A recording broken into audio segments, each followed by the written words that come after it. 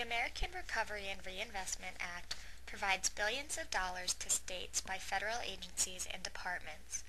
These agencies and child agencies each have their own ARRA funding allocations, deadlines, and program requirements. The federal government has set deadlines, rules, and obligations that must be met in order to receive recovery funds.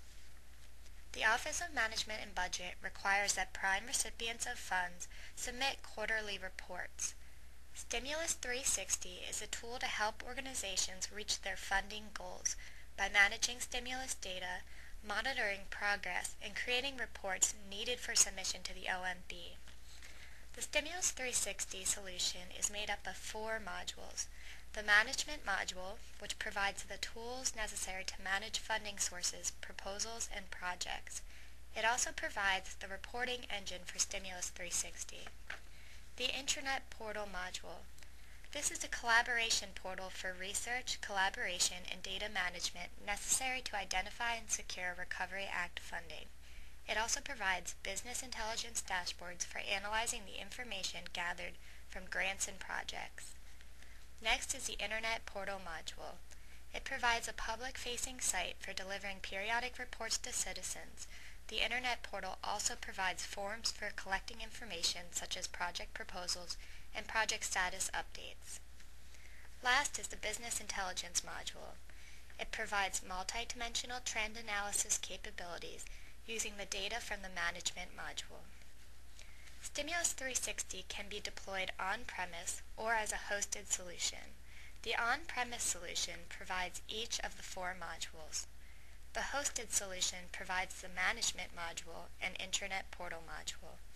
This tutorial will focus on the Management module component.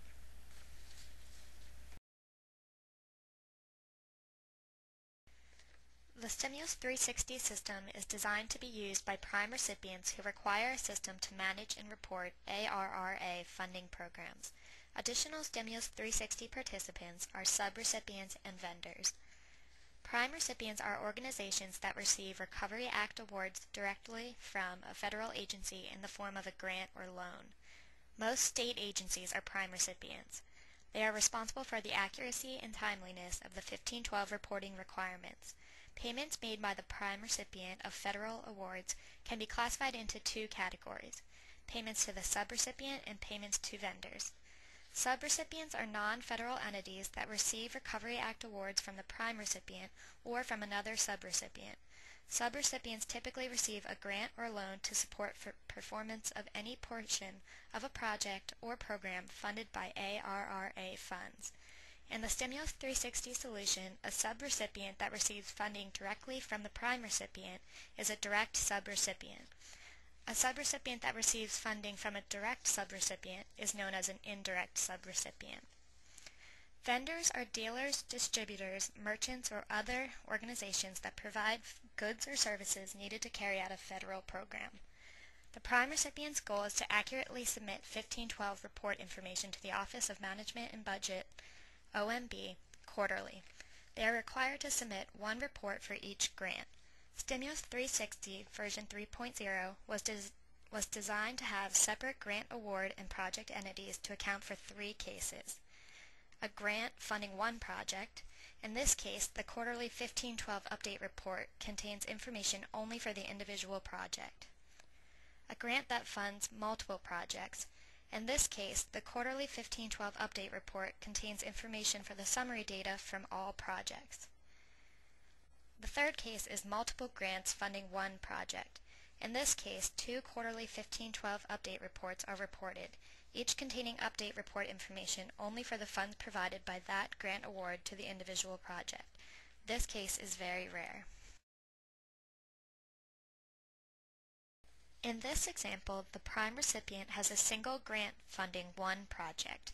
He will create a grant award entity and a project entity in Stimulus360 and will be required to match the 2 with a project funding source.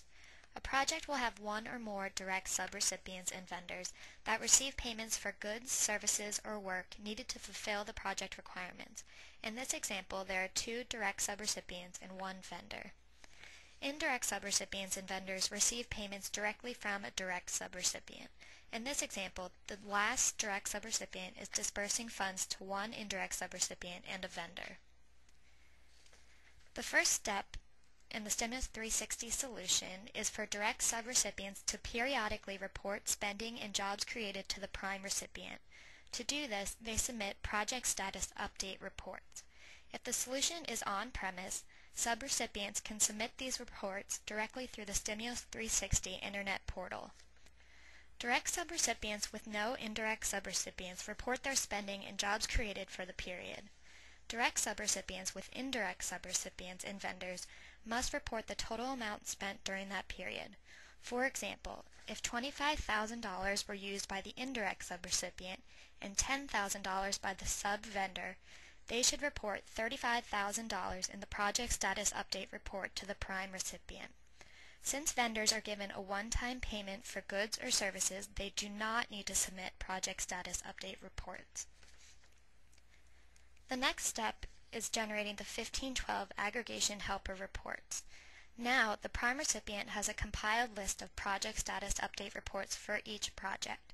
The prime recipient can run the 1512 aggregation helper report to view aggregate totals from all project status update reports during a specific time period, such as the total number of jobs created and the total spending amounts. The prime recipient can use the aggregation helper report data as an aid in creating the 1512 update reports for the grant award.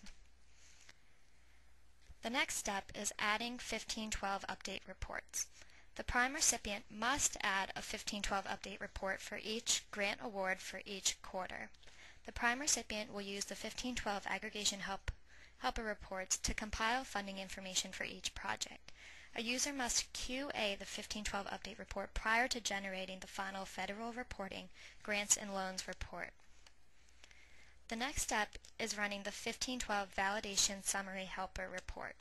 The prime recipient should run the 1512 validation summary report for each grant award prior to creating the final federal reporting grants and loans report. The report assists in ensuring OMB guidelines are being followed.